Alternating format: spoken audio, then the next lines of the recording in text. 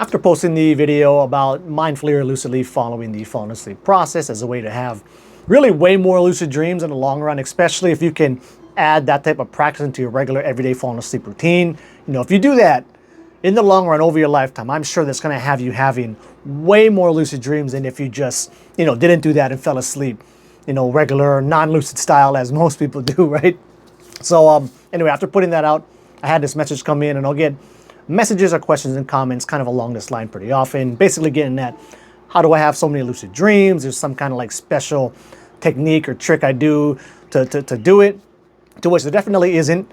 And I'll cover like what my actual routine would be if I was really trying to have lucid dreams on any particular night. But one of them is most definitely going to be mindfully and lucidly watching the falling asleep process. But before I cover that, thought I would address this first. So, first of all, the amount of lucid dreams I have in general, which I'm sure is a lot more than the vast majority of people out there, but I also don't think it's that far out of reach for what a lot of people could be achieving themselves if they just really put their mind to it and learn the practice.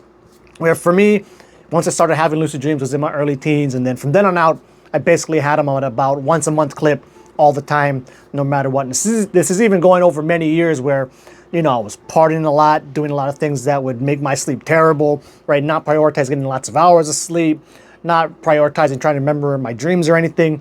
But even through those years, I was still recalling about, on average, one lucid dream a month. And it turns out about 20% of the population falls into that category. So I think anybody who's in that roughly, remembering about one lucid dream a month category, I think for all of them, certainly they could have as much as or more lucid dreams than I do if they just really took the time to learn the practice. But yeah, even for the people who say don't remember ever having a lucid dream, or some of them who even say I haven't dreamed period in years, guarantee they are still dreaming, first of all, and guarantee they could have a lot more lucid dreams if they just really stick to the practice over the long run, right? Not don't just try it for a month. You got to be trying this stuff for years, really. If they really tried to learn it, I'm sure they could be having a whole shitload of lucid dreams as well, right? It's not just for us, I guess, lucky people who were having them about once a month, no matter what. So as far as the techniques I would use, so one, of course, would be mindfully and lucidly following the falling asleep process, which also goes for any time I happen to get up in the middle of the night as well, which gets straight to what really my main kind of trick, or if you want to call it that, hack or whatever, to me having lucid dreams on any particular night. What I would do is I would keep my phone next to me with a kind of soft, gentle alarm.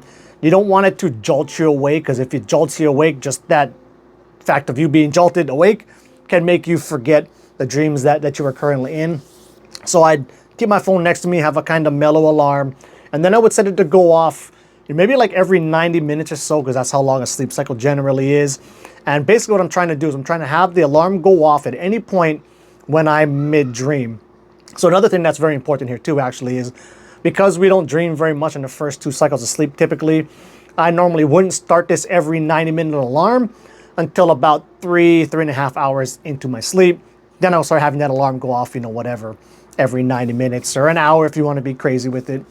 But really the goal here is to wake up, have the alarm wake you up mid-dream, turn it off, immediately start recalling whatever dream you were in. You can even do like the mild technique where you can imagine yourself being in that situation or in that same dream lucidly.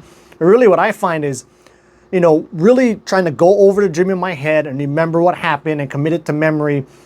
Just that fact alone kind of keeps that one-step separation of me to, as I'm starting to fall asleep, I'm recalling a dream. Maybe my hypnagogic imagery is picking up. Maybe it's picking up in the same, a lot of times if I wake up mid-dream and I fall asleep quickly, my dream will pick up, if not exactly where I left off, it will pick up in theme and setting. But as I'm recalling the dream, hypnagogic images start pumping up again, and then I just try to, again, just mindfully watch it, kind of narrate what's going on, because that's a good way to kind of keep that one-step removal and keep me from getting totally wrapped back up in the dream. And then hopefully from that point, have a wild or a wake initiated lucid dream where you can watch it go from stage 1 hypnagogia straight into REM. Now, that doesn't happen all that often for me, but it's always worth trying. If you ever are in that wake back to bed state and you think you can go straight from stage 1 into REM, definitely worth giving it a try, because wilds are really some of the most amazing experiences, in human existence, man. I mean, at least the good ones. It's not always really mind-blowing. Just like lucid dreams aren't always really mind-blowing and amazing.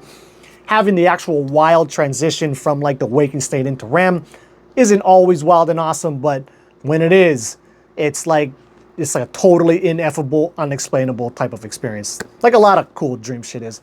So that would be the main goal, the main trick of mine. Also, what I would want to do is I want to sleep longer, right? Like 8 hours minimum. If I'm really trying to have lucid dreams, I got to have at least 8 hours that I want to sleep, if not 9 or 10 hours. Some things you can do to make it easier for you to sleep those a long period of time is you can actually sleep deprive yourself, of a day or two beforehand, so that's easier for you to sleep longer. You can even do little tricky things there too, like say get up 6 hours after falling asleep, 5-6 hours after falling asleep. Then do the classic wake back to bed style where you stay awake for like 20 minutes to an hour instead of my kind of modified version of just, turning my phone off right away. So go 5-6 hours into sleep, then take something that makes you sleepy like Benadryl or some shit like that. That way when you fall back asleep, because you'll be able to stay asleep longer, dreams can really get cracking. Now sometimes taking stuff like Benadryl or NyQuil or whatever, like heavier duty kind of sleep aid, it kind of slows your mind down too, so your lucid dreams might not be as stable and as awesome as it could be if you didn't do that.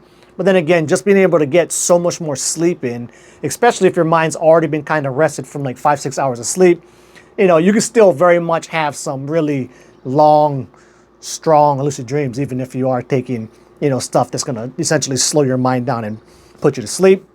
I guess on the supplement front, so one thing I would do definitely, and this has been the supplement, although it's a very subtle effect really, but the one I've had the best results with overall would be time release B6. So I would try to make sure I have, say like 9 hours or so to sleep, take the time release B6 as I go to sleep, and then, of course, mindfully watch the falling asleep process in the beginning, just because that's good practice.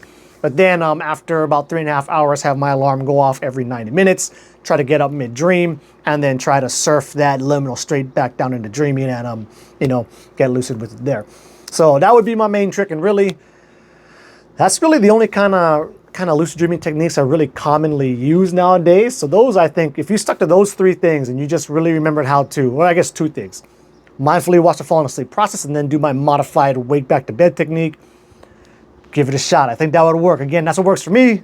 Not everybody, we're all different and shit, but I think if you stuck that out, gave it a try for a decent amount of time, I'm pretty sure it would work for you. So yeah, give it a shot, and as always, keep the lucid dreaming practice legit.